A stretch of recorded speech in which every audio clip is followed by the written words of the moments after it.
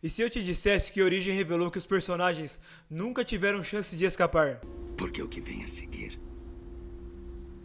é a minha parte favorita. Porque os episódios 1 e 2 da quarta temporada fazem algo muito mais assustador do que apresentar monstros. Eles mostram que a cidade parece conhecer o destino de cada pessoa que entra nela. E o detalhe mais perturbador não está nas mortes e nem no Homem de Amarelo. Está na frase repetida várias vezes: conhecimento tem um preço. Só que talvez essa frase seja a verdadeira explicação de toda a série. E quando a gente percebe o que a quarta temporada está tentando dizer, Origem deixa de ser apenas mais uma série de terror e vira uma história sobre ciclos inevitáveis, sacrifício e manipulação temporal. Papo reto, o bagulho ficou doido. Fica comigo, porque no final deste vídeo eu vou te mostrar como os episódios 1 e 2 praticamente confirmam que a cidade está viva, e que ela talvez esteja usando os moradores para manter um ciclo que acontece há décadas, talvez há séculos. E o pior, vou explicar por que a Julie pode ser a chave para quebrar este looping, ou a responsável direta por criá-lo. A quarta temporada começa exatamente onde a terceira parou, no fundo do poço, sem esperança. A morte brutal do Jim muda completamente o tom da série,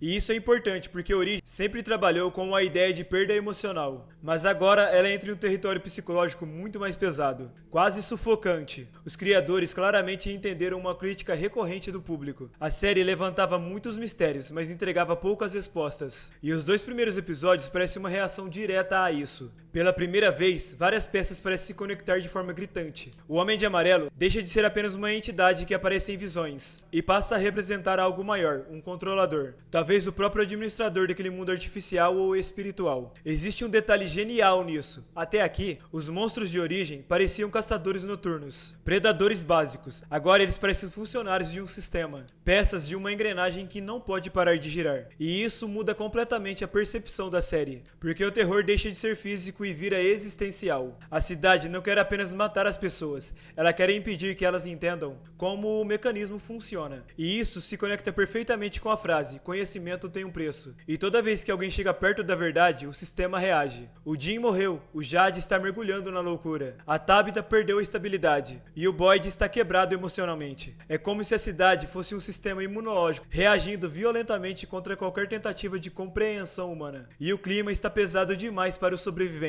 Uma das maiores qualidades deste episódio é a direção. A quarta temporada abandona o mistério silencioso das temporadas anteriores e abraça uma atmosfera muito mais opressiva. A fotografia está mais cinza, mais fria, mais decadente. Parece que a cidade está literalmente apodrecendo junto com a esperança de quem vive nela. E isso conversa diretamente com o estado psicológico de cada personagem. O Boyd, por exemplo, nunca esteve tão destruído. Harrod entrega a atuação mais pesada da série até agora. O olhar cansado, o jeito de como ele fala com as pessoas, o silêncio entre as frases. Tudo transmite a alguém que está perdendo a capacidade de liderar, porque percebeu que está lutando contra o inevitável. O clima está embaçado demais para os sobreviventes. Origem usa o cansaço emocional como ferramenta de horror. Os personagens não têm mais energia para acreditar em saídas mirabolantes, e isso é muito mais assustador do que qualquer criatura em uma floresta. Se você está curtindo essa análise profunda, já deixa o like e se inscreva agora no canal, porque aqui o nosso conteúdo é monstro, e a gente não para até desvendar cada segredo dessa série. Outra cena absurdamente forte é o momento da revelação do corpo do Jim.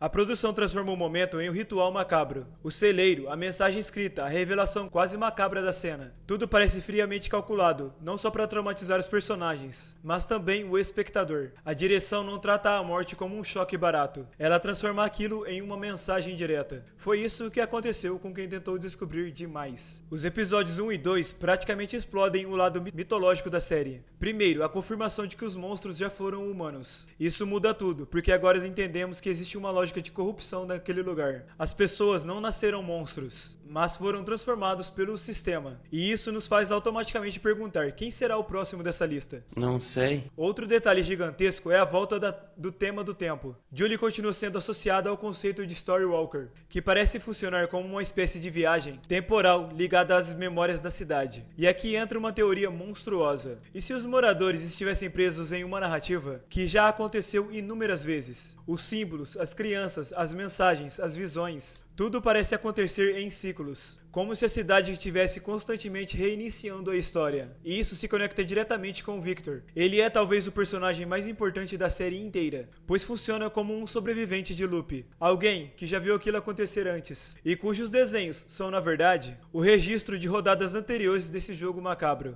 Outro ponto fortíssimo é o Lago das Lágrimas. Se lembra com que você sonhou? O Lago das Lágrimas? Isso mesmo. Ele é aqui.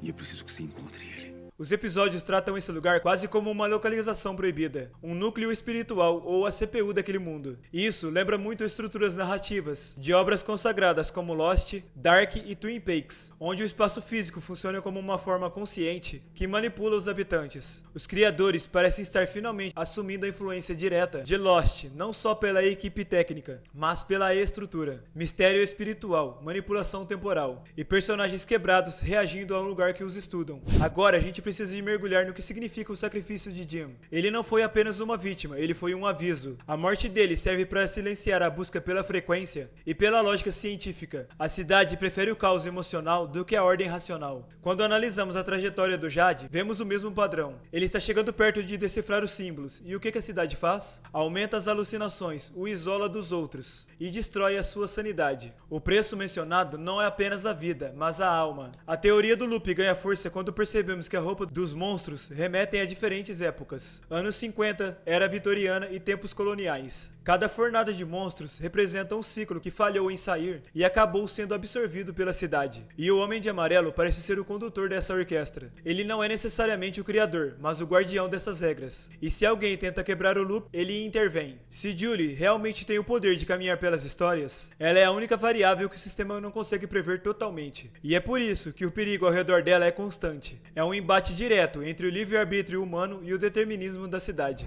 Esses dois episódios conseguem algo raro. Aumentam o mistério, mas também fazem a série parecer direcionada. Pela primeira vez, existe uma sensação de que os roteiristas parecem saber exatamente para onde eles estão indo. O Homem de Amarelo funciona como um antagonista palpável. O clima está mais palpável e as atuações estão monstras. A série parou de ser um quebra-cabeça com peças diferentes. E agora existe um tema central muito claro: o custo da verdade. Mas ainda existem problemas que precisam ser resolvidos. Alguns diálogos parecem meio artificiais. E certos personagens secundários parecem estar lá apenas para ocupar um tempo e atrasarem a trama principal. Mesmo assim, a série Origem parece que entrou no seu momento mais crítico e importante, porque agora o terror não vem apenas dos monstros que gritam à noite, vem da percepção de que talvez ninguém consiga vencer aquele lugar, não por falta de força, mas porque o destino já foi escrito pela própria geografia da cidade. E se a minha teoria estiver certa, a cidade não é apenas uma prisão comum, ela é uma máquina biológica e temporal construída para processar e repetir o sofrimento humano infinitamente. Uma loucura que está apenas começando a ser revelada. Mas agora eu quero saber de você aqui nos comentários. Você acha que o Homem de Amarelo é o grande vilão de Origem? Ou ele é apenas mais uma peça do tabuleiro dentro daquele sistema? Talvez um ex-morador que subiu de cargo no ciclo anterior. Porque na moral, depois desses episódios eu não tenho certeza se existe alguém realmente no controle, ou se a máquina está rodando no automático há tempo demais. E pra você que chegou até o final, muito obrigado. Meu nome é Marcio Roberto, se inscreva agora no canal e a gente se vê no próximo vídeo. Fica com Deus, valeu, fui!